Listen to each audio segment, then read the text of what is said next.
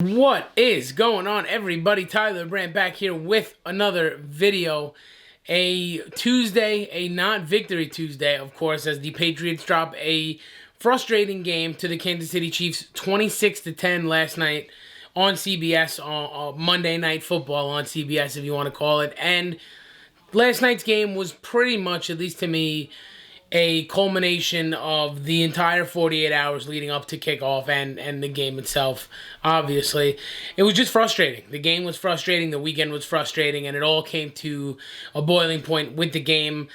It was just a very, very, very frustrating weekend. I mean, there's no better word for it. Let's just jump right into this game, and I'm not going to really hammer the offense too bad. I mean, 10 points isn't great.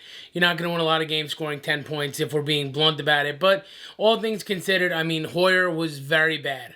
Hoyer was very, very bad. Stidham didn't look great by any stretch himself, but it was tough. I mean, it was going to be tough for any quarterback. I mean, it was even tough for the Chiefs, and they were staying home and just kind of watching these last 2 days unfold.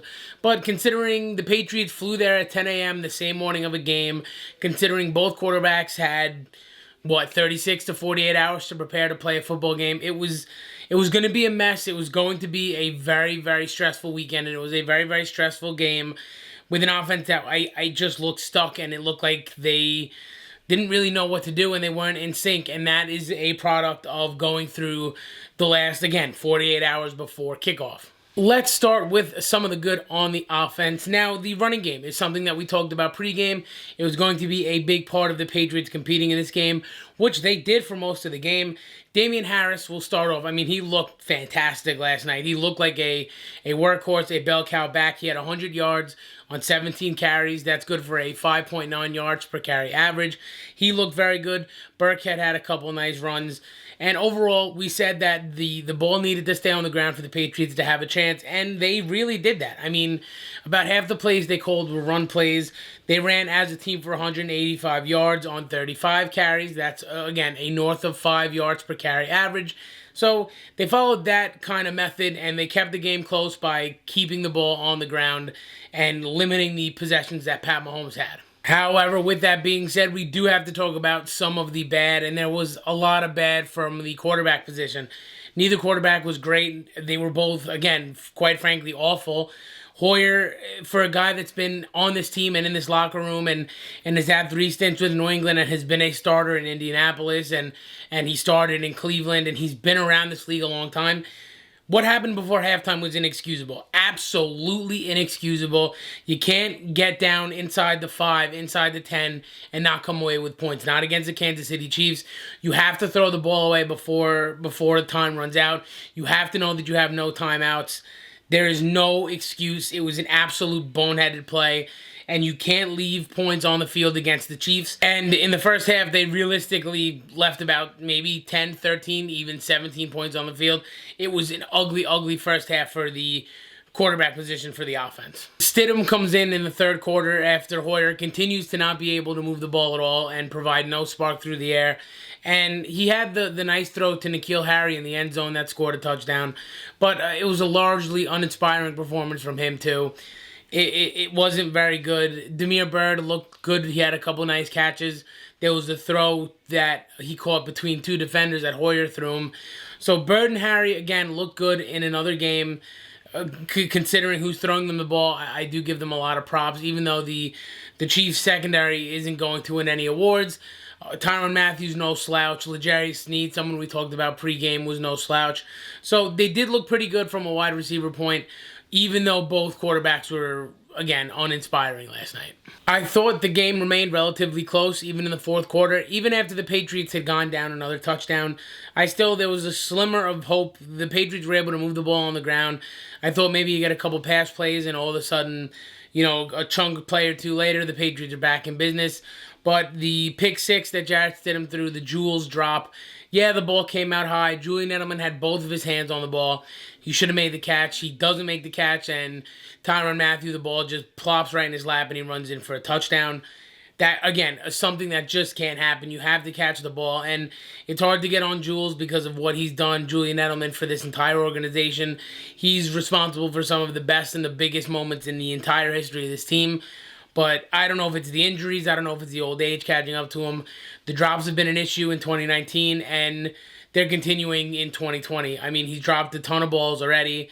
Some very easy passes. I'll give you the benefit of the doubt if you think that ball was a little bit high. I understand that, but my school of thought is if the wide receiver is getting 2 fingertips and a majority of 2 hands on that ball, you're expected to bring it in, and he didn't bring it in. It was another drop, and after that pick six, to me, it felt like the game was really over, and that was the icing on the cake. Defensively now, let's jump over to the bright spot of this New England Patriots game against the Chiefs.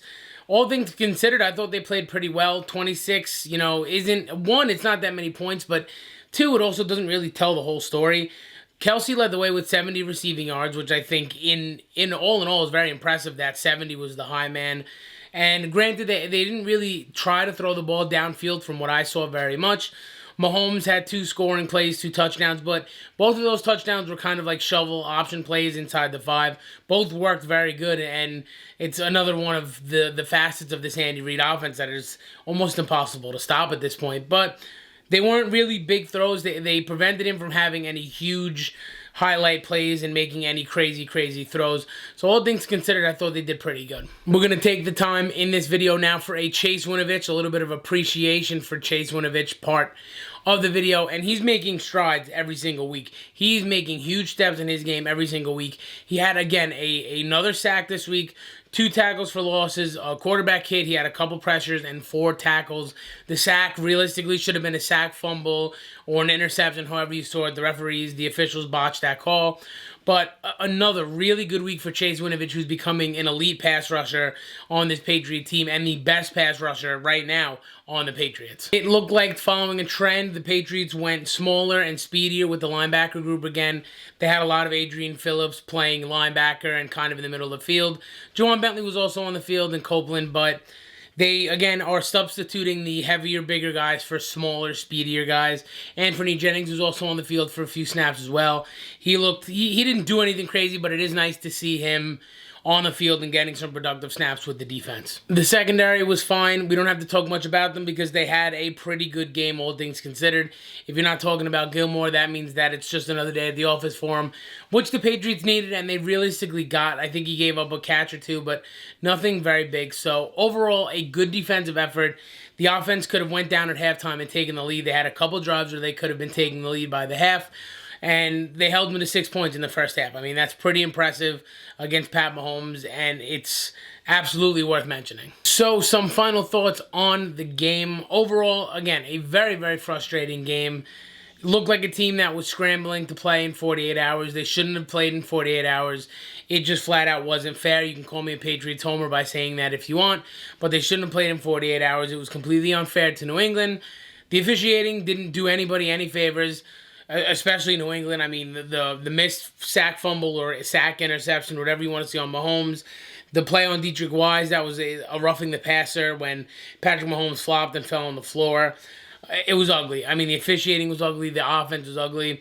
The frustrating thing is the Patriots had opportunities to win this game. They really did. They could have had a multiple score lead going into the locker room at halftime, and the Chiefs didn't really pull away until that pick six late in the game. So while you don't really want to, there's only 16 games and every loss is a big loss. This is another loss against an elite team where they don't look terrible in defeat. Because I truly believe if Cam Newton is playing this week that we're having a different conversation, and that game is either A, very close, or B, the Patriots win that game. And with Cam, it's good to know that this team, again, can hang with the big teams. And even without Cam, props to Belichick and then offense and defense, really, for staying in the game against the defending Super Bowl champs. It's not easy, and they did a good job. In terms of next week, Cam Newton is still day-to-day. From everything I've understood, it could be a long shot that he plays against Denver next week. I think the Patriots will fare a lot better against Denver with or without Cam Newton. But it would be nice to have Cam back under center for the New England Patriots so they can continue to grow and continue to make waves with this offense. And they can't do that with Cam on the bench with COVID. So that is a situation worth developing as the week goes on, and we certainly will see just what happens with Cam Newton as we get closer and closer to a matchup in Week 5 with the Denver Broncos. So that is going to do it for this video. What did you think of the Patriots Week 4 matchup between themselves, of course, the Patriots, and the Kansas City Chiefs? Leave it down in the comments below. Chop it up. Let's talk about what we saw last night on Monday/Sunday Night Football. Once again, I'm Tyler Brandt. Feel free to follow me on Twitter at the Tyler Brandt, on Instagram at Talking Pats. We can break down anything else Patriots that you want to talk about. I'm always on Twitter, always on Instagram. And of course, we've hit 100 subscribers. I'm not sure if I've said it in the video yet, but I appreciate every single one of you guys that have helped me get to this 100 subscriber milestone. It's just the beginning for this family and this group. We're going to grow every single day, and it's going to be a very, very fun journey, and that starts with you. And thank you for subscribing. If you haven't already, subscribe.